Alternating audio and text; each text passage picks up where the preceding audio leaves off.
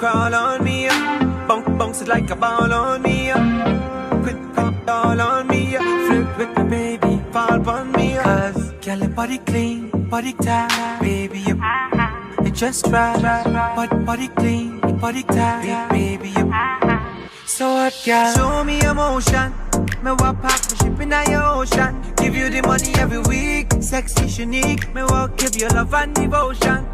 Climb and bubble pon top, girl. Sit down pon it from you know you hot, girl. Don't stop, cause you know see me like that. Body looks so hot, so fat. Post you got me hooked when you crawl on me, bounce it like a ball on me, quint all on me, flirt with the baby, fall on me. Cause girl, your body clean, body tight, baby, you just right, body clean, your body tight, baby, you just right. Bring it like a tidal. You don't know, say you are the right girl. You're riding good when you're right, girl. You are the number one side, girl. Girl, just wind up your waistline. Good morning, Trinidad and Tobago, and welcome back to PSA TV. This is Eye on Labor segment. You just heard that lovely, amazing song. It's called What Side Gal? Yes. We want to welcome Makamillion here with us in studio this morning at the PSA TV show. How are you, Mako? I'm fine. Good morning, everybody. Thanks so much for coming here today. No problem. I just want to jump straight into it, and if you could just tell us, how did you come about with your stage name, Makamillion? Basically, Makamillion means make a million, M-A-K-A million. Back in the days, I used to have a promotion, a group called Makamillion Promotion.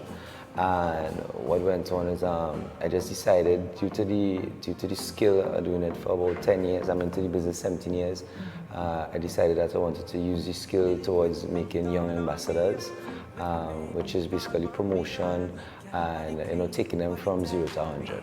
That's nice. Who is Makamillion to the entertainment industry?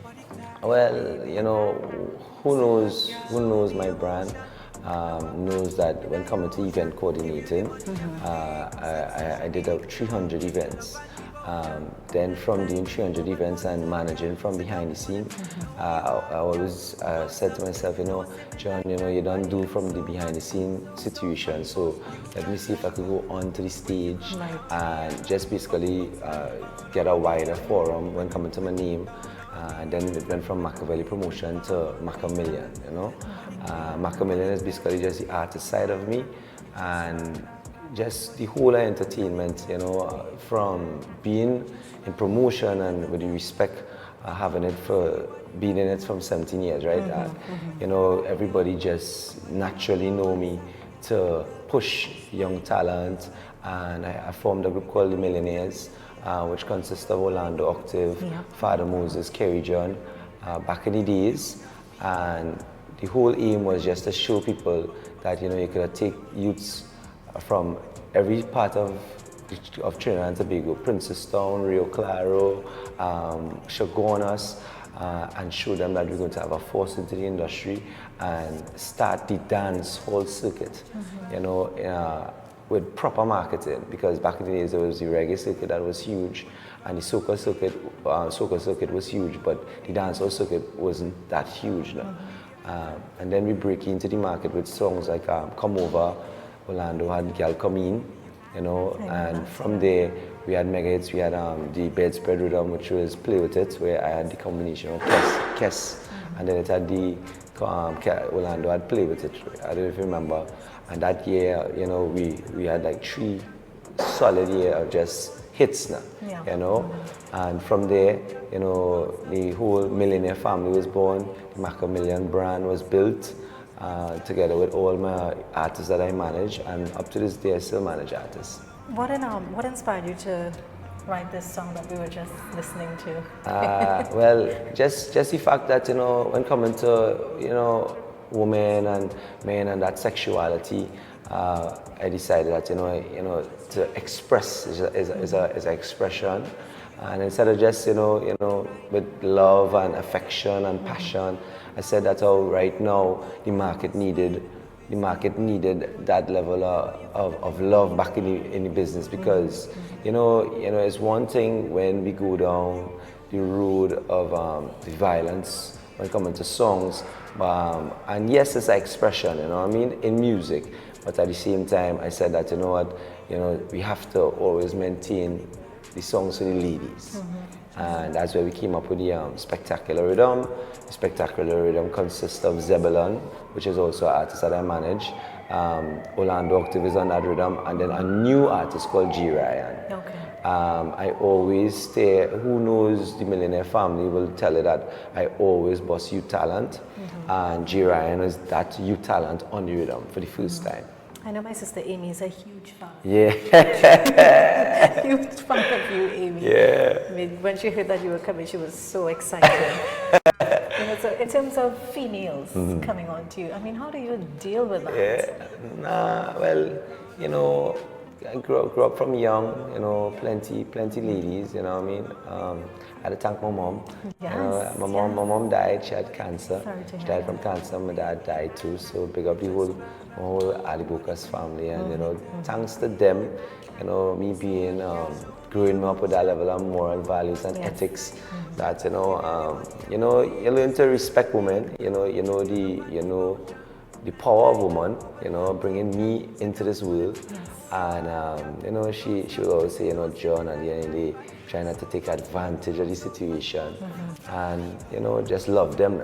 So I never really had much of a problem with it, but at the same time, men could be men, but, at the end of the woman, you have to love women, So, I was always around the ladies, I always protect them. And I never really take it on in that way. Yeah. But yeah, man, what you gonna do?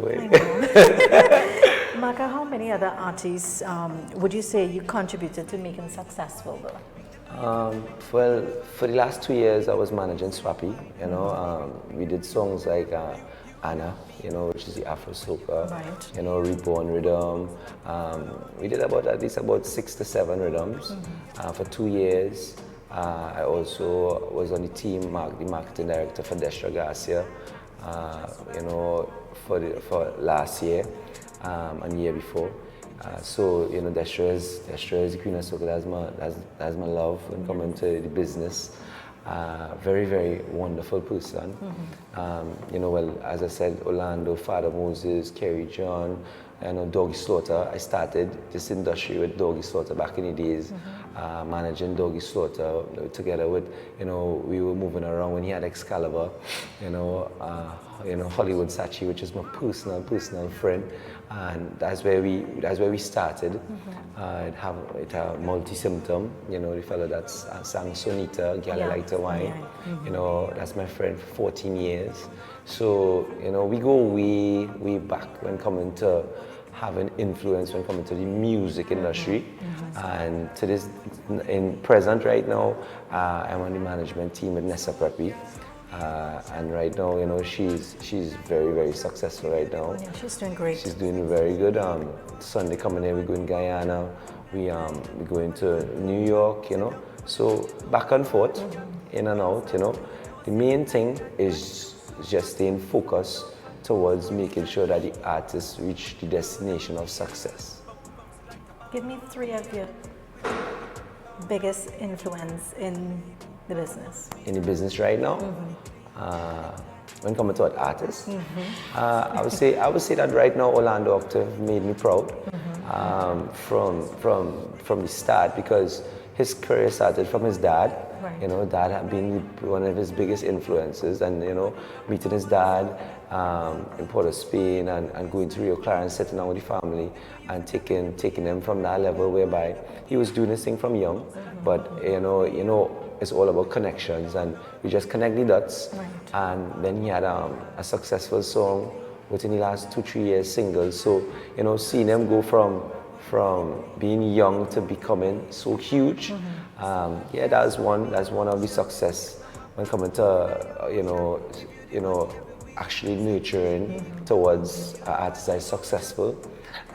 Then Kerry John was one, because Kerry John had a successful song 2 years ago with Drinking, which was like that was the #1 alcohol song for that carnival. We tour all over the place, Jamaica, tour with Destra, with the band, So just the fact that an artist could start from being nothing and not even knowing what it is to jump on a plane, by the time they get the work permit to reach Jamaica, to reach Guyana, to even if they go once Yeah. and they make that circuit once, they are a huge success because they are no longer just a local artist, but they are international artists. So I would say Kerry John was one of the next most successful artists out of my camp. Then, well, Swappy was always Swap. You know, he did his thing from before, and then when we had songs like Anna from that year, you know, Anna was huge. It was a break into the market as a huge Afro-soca song, Right. you know, and then now we had 2 successful years. We were running, you know. Now he's doing his thing, and from there, well, now we have Nessa, you know. Nessa is absolutely huge right now. She is. I just want to pick up the team when coming to Nessa Preppy because it's Marlon who deals with the contracts. Right. It's Kern Rose. Kern Rose is basically he's the man staying everything with her from behind the scenes, you know, keeping her focused. And then I am there to direct, you know, how we want the image to be. Right. You know what I'm saying? Like, for example, she was in a show right now with Barry Salmon, Shensia, Capleton. You know, we direct towards the international image. You know, so it's a combination of us in the team put together to keep doing our roles. But when it comes together, you know, it's all about pushing a successful brand. So I just like to pick up Nessa Preppy also That's too. really nice. If you had to transform entertainment into one of the profitable society in TNT, what would be your strategy? Okay, so I would like to tell Trinidad and Tobago something that's very serious. When coming to the entertainment industry, I think that, you know, the government should get involved. I think that they should get involved to the point whereby culture should take it over because these are our ambassadors. These are the artists that carry our flag internationally. Yeah. Now, I am just one person that dedicate myself towards, you know, going at it, helping the artists when coming to getting the work permit to reach out there because it's one thing for you to be in Trinidad and sing a song, but it's the next thing if you can't reach into the country to promote the song. You know, and there's a lot of stoppage points that, you know, that stop the artists from when coming to not having a work permit or not even understanding how to get a US work permit because right now the soca industry is focused more so on the US. That's where you make most of your money. So being in that area, helping, is one of the aspects. But by the government coming and putting certain laws into the business when coming to music, I think that it could help music. For example, if you watch Jamaica, if you do your history on Jamaica, you will understand why reggae music and dancehall music became so big because at some point in time the Prime Minister got involved and they had laws. Laws meaning that they had 80% local music and maybe 20% of the foreign entity within it. So what you start to do is you cultivate the people towards loving their own. And that is what is going on in Trinidad right now when coming to the soca industry. It's getting so big that now soca music is playing between March to October now, which is a good thing because that means that we're loving our music more. So what I would say is that by putting certain, you know, ministers and things involved in coming to the cultural aspect of it and really watching it as an importance for Trinidad, I think that we could take soca music to the next level because everywhere, all over the world, soca music is the rising music right now. And I think it just don't need to be the music, it needs to be the support of the country, just like how Jamaica supported dancehall and look where it is today on an international forum. You cannot tell a Jamaican that, you know, or go against the music. They love the music, they defend the music, and because of that unity is the reason why the music is so huge. And soca music have that unity, but we have it more on a festival level, you know, whereby it's about having fun, but it could be taken to the next level if we come together as one, as a country, and we unify. That's true. Do you think artists are often taken advantage of? Yes, you see, what goes on into the industry is that a lot of artists are very talented, you know, but you have human beings, just like yourself, that is involved when coming to the program directing, when coming to picking the song. So, you know, you cannot be you cannot be segregate in any way or have your personal involvement in the picking of a song. So, for example, a person could not like somebody, but that does not mean that he does not have a good song. Yeah. So the people that we put in these positions must be fair. The people that they mustn't have their personal interests, and that is what I mean by putting laws in place and the government gets involved on a specific level, so that you make the right choices when you're putting the people in charge of your ambassadors. Right. Not only that, but also to giving everybody the fair forum, because at the end of the day, who are you to say what is a hit? You as a single person, because you mightn't like a song, but somewhere in Iraq or Iran or Australia, they would like your song and that would be a hit song. That's why sometimes they say songs slip through the crack. So it's very important to give each song that individual attention, that fairness, because you don't know what is a hit song. Any song could be a hit song. I mean, I often ask artists, if they think the entertainers should be represented by a union as well. Yes, I think so. I think so. I also think that right now that when coming to the international aspect, like one of the laws that they should put in place is that we have entities in the business that sing and also do different things within entertainment. Nothing is wrong in being ambitious, but on the international side of things, you cannot be a singer and a DJ on a radio station. Reason being, and this is one of the laws that I think that is very serious, reason being, a radio station controls your royalties. You understand? And a lot of people don't understand that as a person that in the radio station, that anytime that they pick the opportunity to be an artist, they should be an artist. Reason being is because at the end of the day, it's conflict of interest. In New York, you cannot be a DJ and be a singer, because then what you will be doing is that you will be playing your own song. And when you are playing your own song, that means that you control your royalties, which means that royalties is money. So then that person has an advantage over the rest. Now, if that person thinks that he's better than an artist, and that artist doesn't have the power, then what you have there is you have biasness going on. So at the end of the day, that is a situation that needs to be dealt with. I think a lot of people have been talking about that. A Yes, lot of biasness on the radio. Yes, and that is one of the forums whereby at the end of the day, when you come down to the peak of the situation, then you cannot not expect somebody not to push themselves. So then what is going to go on is that we are going to fight our talent also too, because within that forum, what they need to understand is that yes, it's about you, and you see that about yourself, but it must be fair. It must be fair, because what are you going to do which they don't see and which people have to understand, and this is why the laws need to get involved, is because by doing this, you actually make the artist that is talented pull back.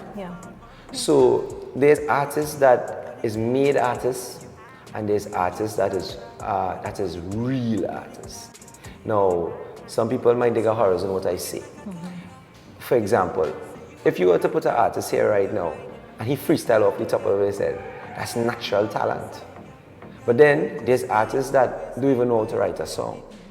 So there's somebody that writes a song for them, and they go out into the market, put it out, and by either the luck of the song, it becomes a hit. You understand? So there's made artists and there's real artists.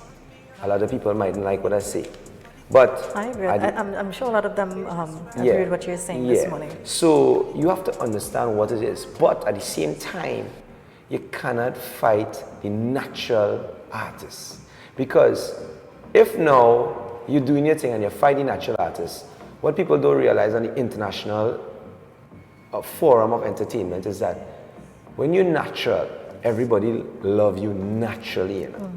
You understand? Sure. It's not a made hit. It's a natural thing. It's an aura. It's a persona. So what we need to do is also to focus on our natural artists, because if somebody said go up against Bunji Garlin in the morning, he becomes the defender of the music. You understand? And I saw that the other day. I just want to big up Bunji Garlin because at the end of the day, he defended soca music. Yeah. We were in a show, and it was basically dancehall versus soca. We didn't intend for that to happen, but it happened like that.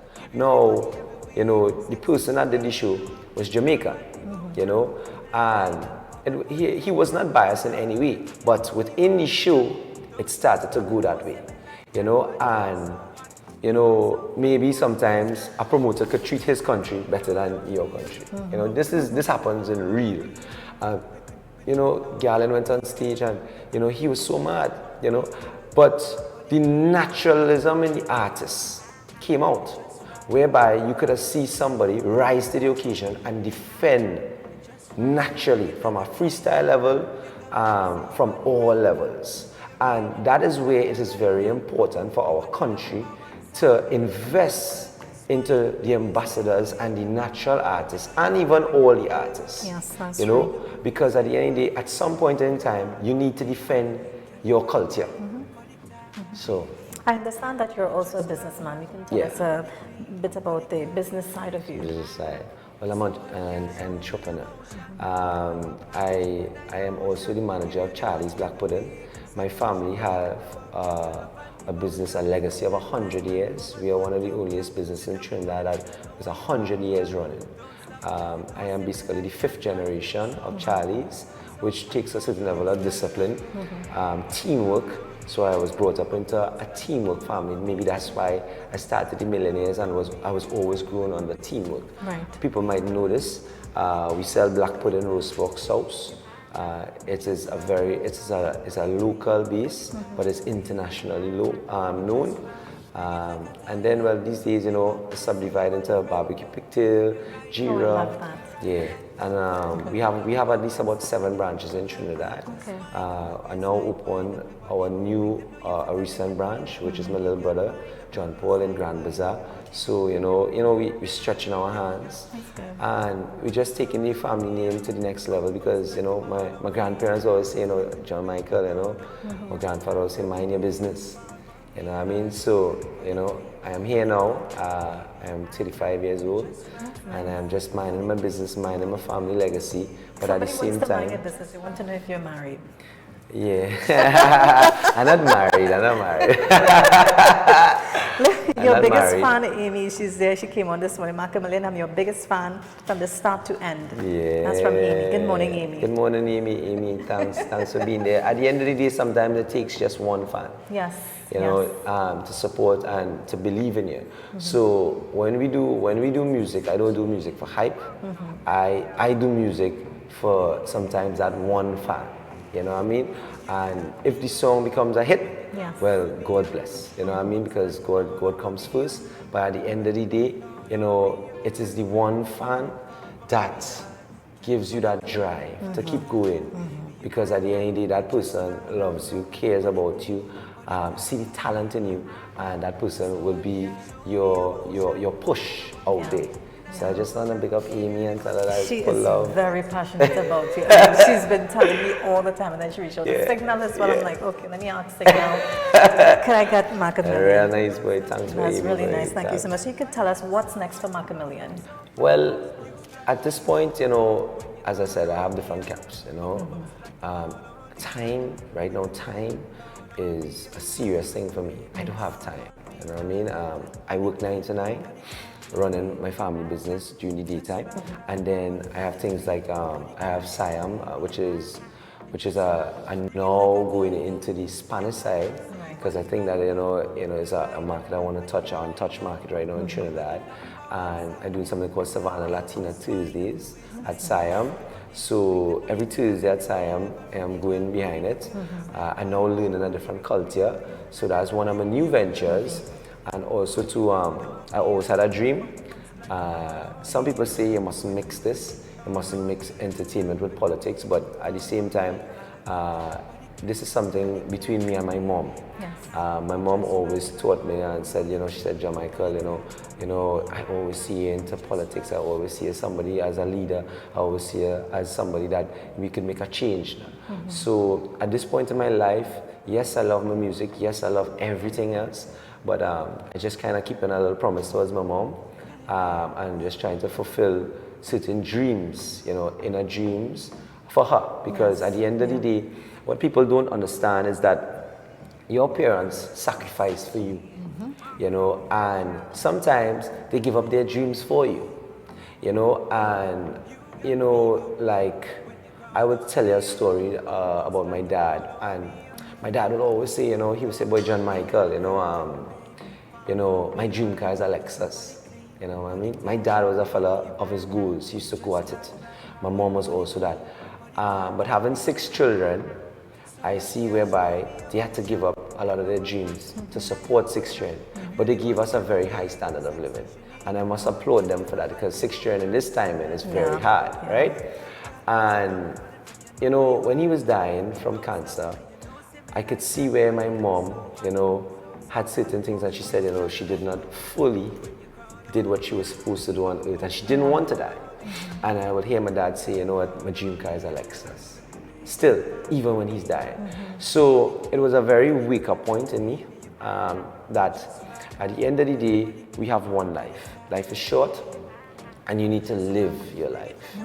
And not only live your life, but by seeing my dad still have that focus point and dying, I was like, yo, Dad, let's go and get this Lexus now. And he says, John, I've expired, and this is the last. It won't be able to happen. So from that day, my life changed, and I never hold back. My dream car was a BMW. Next 2 months, I got a BMW. I got it immediately. It was not about hype. It was not about showing off. It was about self-actualization and making sure that the day I die, I tell people that I live the best, I drive the best, I got all my dreams, I accomplished all my dreams, even though I might have my son. I want to make sure that he lives in my dream. And he lives seeing that his father now make it, and he knows what it is to make it. So it's very important that people live their life.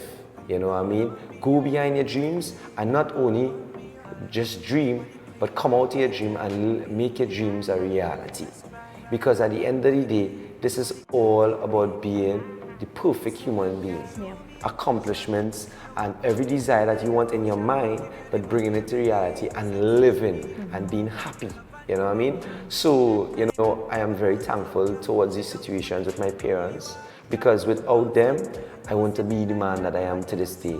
I want to be focused the way I am. I want to drive the car that I drive. I want to have the nice house. I want to have my life on that standard. And, it made me a better man at an earlier stage in my life. So at this point in my life, doing everything for my parents is very, very important for me, because I am the replica of them. And by me being successful and living my dreams means that they have accomplished their dreams. My dad might not be able to get the Lexus, but through me being his blood, he got his dream car.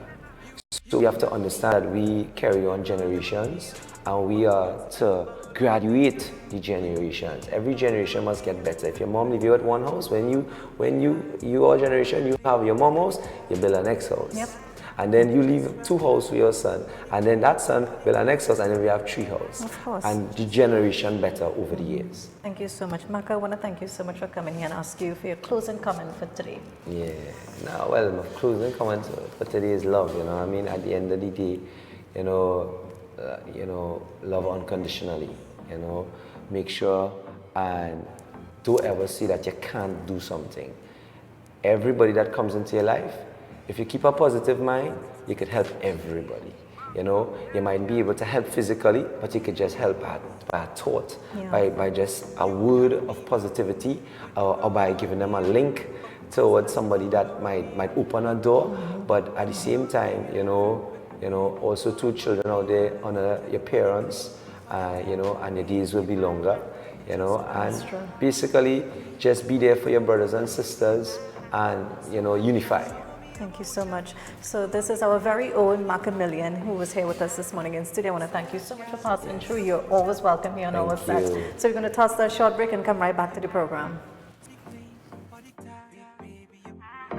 So what, girl? Show me emotion. Me walk past me ship in your ocean. Give you the money every week. Sexy, unique. Me walk give you love and devotion. Climb and bubble pon top, girl. Sit down pon it from you know you hot, girl. Don't stop, cause you know see me like that. Body looks so hot, so fat. Post you got me hooked when you crawl on me. Bounce it like a ball on me. Quint all on me. Flirt with the baby, fall on me. Cause girl, your body clean, body tight, baby. You just right. Body clean, your body tight, baby. You just right. Bring it like a tidal. You don't know, say you are the right girl.